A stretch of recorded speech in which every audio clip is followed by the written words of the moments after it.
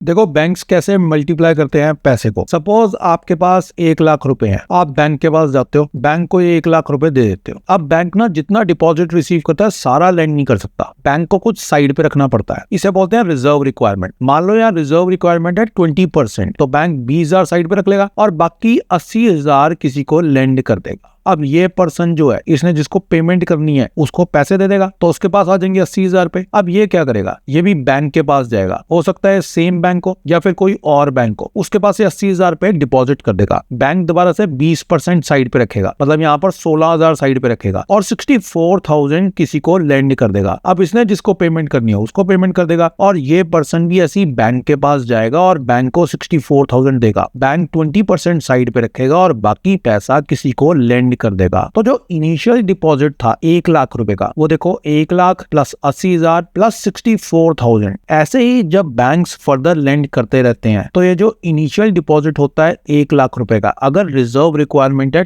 20%, तो फिर ये 1 लाख का डिपॉजिट 5 लाख का डिपॉजिट बन जाता है। और बैंक्स तब तक लेंड करते रहते हैं जब तक इनिशियल डिपॉजिट के बराबर रिजर्व नहीं पहुंचता। इस कॉन्सेप्ट को कहते हैं मनी मल्टीप्लायर, मतलब इनिशियल डिपॉजिट कितने से मल्टीप्लाई हो रहा है। यहाँ पर हमारा इनिशियल डिपॉजिट था 1 लाख रुपए जो कि 5 लाख बन गया है, तो मनी मल्टीप्लायर 5 है यहाँ पर। अब मनी मल्टीप्लायर को हम एक फॉर्मूला से भी कैलकुलेट कर सकते हैं, 1 upon legal reserve ratio. Legal reserve ratio हमारे एग्जांपल में 20% है, तो 1 अपॉन 20%, तो ये हुआ 1 अपॉन 0.20 विच इज 5। तो जैसा हमने देखा मनी मल्टीप्लायर यहाँ पर 5 है। तो अगर लोग कैश डिपॉजिट्स बैंक के पास कर दें तो बैंक इन कैश डिपॉजिट्स को लार्ज अमाउंट ऑफ डिपॉजिट्स में कन्वर्ट कर सकते हैं।